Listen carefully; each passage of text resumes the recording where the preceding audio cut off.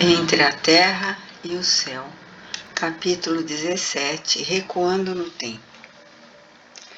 Depois do nosso esforço de autocondensação para o necessário ajuste vibratório, Clarencio abeirou-se dos dois amigos com o amoroso poder que lhe era característico, e reconhecendo-nos, Mário associou-nos a presença ao pesadelo da véspera e passou a clamar: "Meu caso não é com a polícia, não precisamos de qualquer delegado aqui." "Acalma-te, amigo", respondeu o ministro atencioso. "Não somos quem julgas. Estamos aqui para que te lembres. É indispensável te recordes." E situando a destra na fronte do enfermeiro, reparamos que Mário Silva aquietava-se de repente. O semblante dele acusou estranha metamorfose. Afigurou-se mais elegante, mais jovem. Abriu desmensuradamente os olhos, pois, depois de alguns momentos, exclamou, semi-aterrado: "Ah, agora me lembro. Meu agressor de ontem é Leonardo Pires. Como poderia esquecê-lo assim tão infantilmente? Como não rememorar?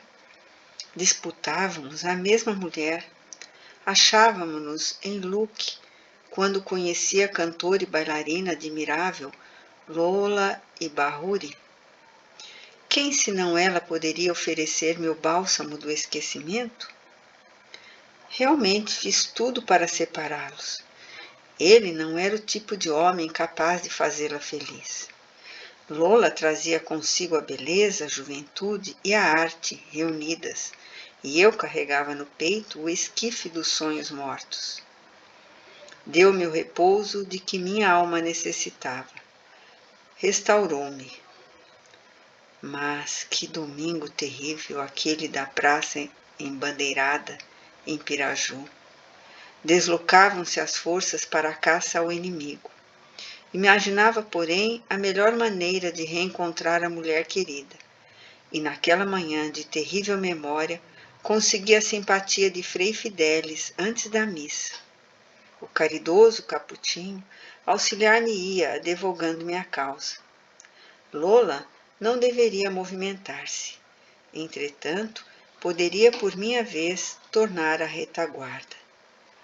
Os maiorais eram meus amigos. Obteria por isso o favor do príncipe.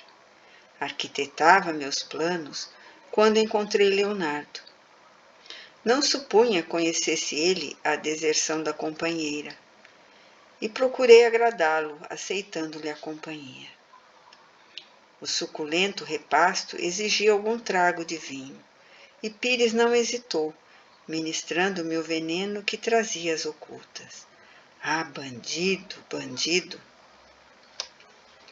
Mário levou as mãos à garganta, como se aí registrasse enorme sofrimento, e caiu desamparado, gemendo de dor. O ministro paciente aplicou-lhe recursos magnéticos balsamizantes e o rapaz levantou-se aturdido. Amaro, que se mostrava igualmente transtornado, acompanhava a cena com manifesta aflição. Clarencio ajudou o enfermeiro a firmar-se de novo sobre os pés e perguntou, concitando-o a relembrar: "Por que razão te afeiçoaste à cantora com tamanho desvario? Por que não atendestes aos avisos da consciência, que de certo te rogavam não despertasse o ódio naquele que te aniquilaria o corpo físico?" Apresentando a expressão de um louco, Mário desferiu desconcertante gargalhada e bradou: "Porque amei Lola Ibahuri? Porque não tive escrúpulos em arrebatá-la ao companheiro que a retinha nos braços?" Nosso instrutor afagava-lhe a cabeça com o evidente intuito de reavivar-lhe a memória. "Ah, sim", prosseguiu Mário Silva alarmado. "Ausentei-me de Assunção com o espírito irremediavelmente desiludido." De olhar vagueante, como se surpreendesse o passado ao longe, nos recôncavos da noite, continuou: "Nos arredores da formosa capital paraguaia, construíra minha casa e era feliz. Lina era o tesouro de meu coração. Minha amiga e minha esposa, minha esperança e minha razão de ser. Descendente de uma das famílias de Mato Grosso, aprisionada pelo inimigo na invasão de dezembro de 1864, encontrei-a sem parentes, asiladas por respeitável família que a adotara por filha estremecida. Ah, quando lhe fitava os olhos claros e doces, sentia-me transportado a céus imensos. Era tudo que a mocidade ideara de mais lindo para o meu coração. Nela encontrava a divina novidade de cada dia, e apesar das vicissitudes da guerra, mergulhávamos-nos ambos na rósea corrente dos mais belos sonhos.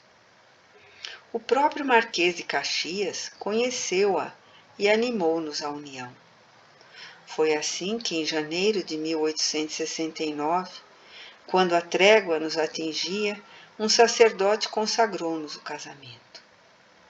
O conselheiro Paranhos prometeu ajudar-nos tão logo regressássemos ao Brasil, para que o nosso consórcio fosse devidamente festejado. Vivíamos tranquilos, como duas aves entrelaçadas no mesmo ninho, quando tive a desgraça de levar ao nosso templo doméstico 2 companheiros de trabalho e de ideal, Armando e Júlio. Sim, seriam eles amigos ou abutres? Sei apenas que Lina e eles se fizeram íntimos em pouco tempo. Com a desculpa de aliviarem os sofrimentos da campanha, os 2 passaram a gastar em nosso pequeno santuário de Ventura todo o tempo que lhes era disponível.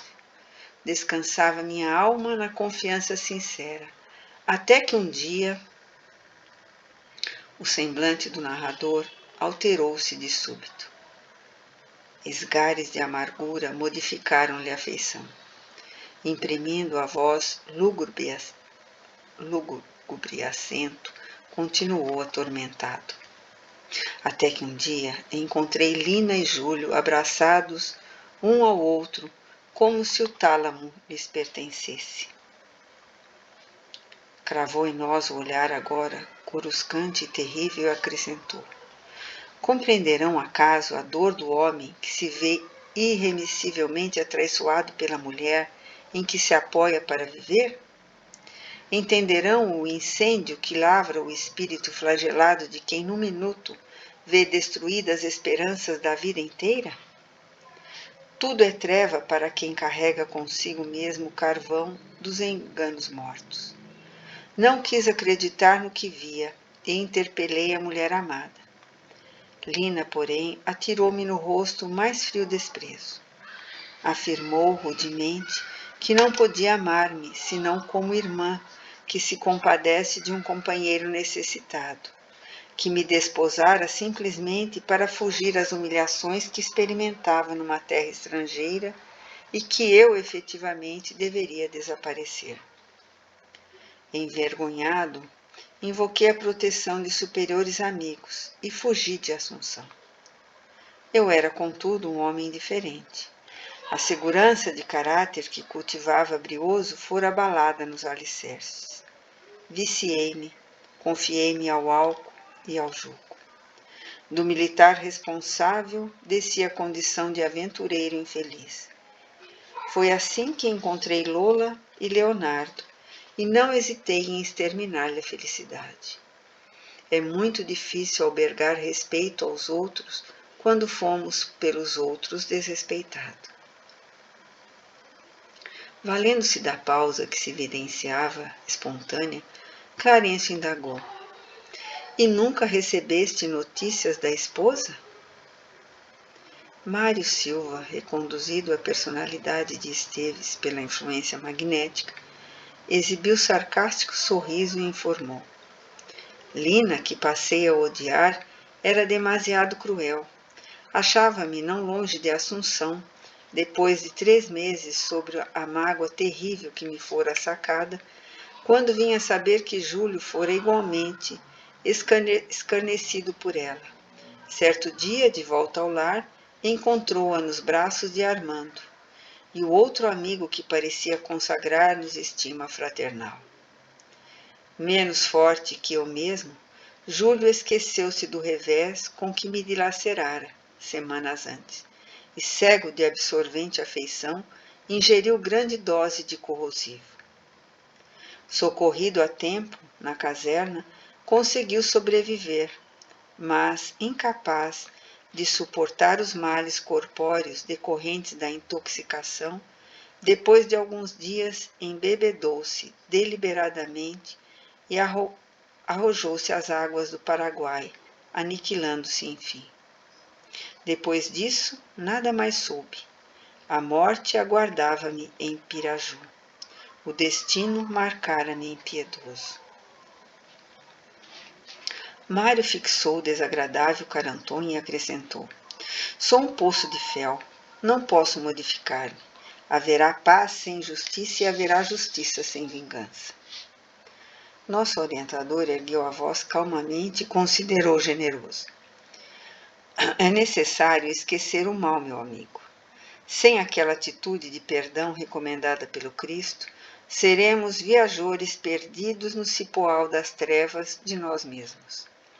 Sem o amor no coração, não teremos olhos para a luz.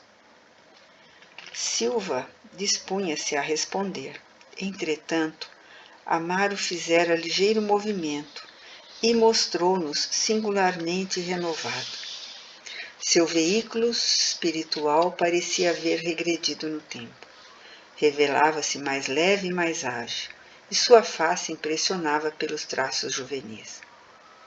Buscou aproximar-se do enfermeiro num gesto natural de cordialidade.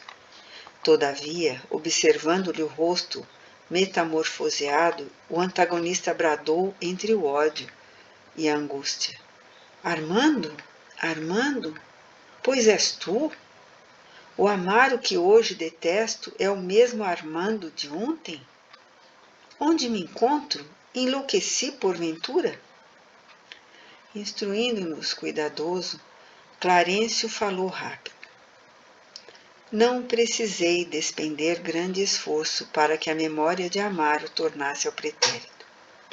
O sofrimento reparador conferiu-lhe à mente e à sensibilidade recursos novos.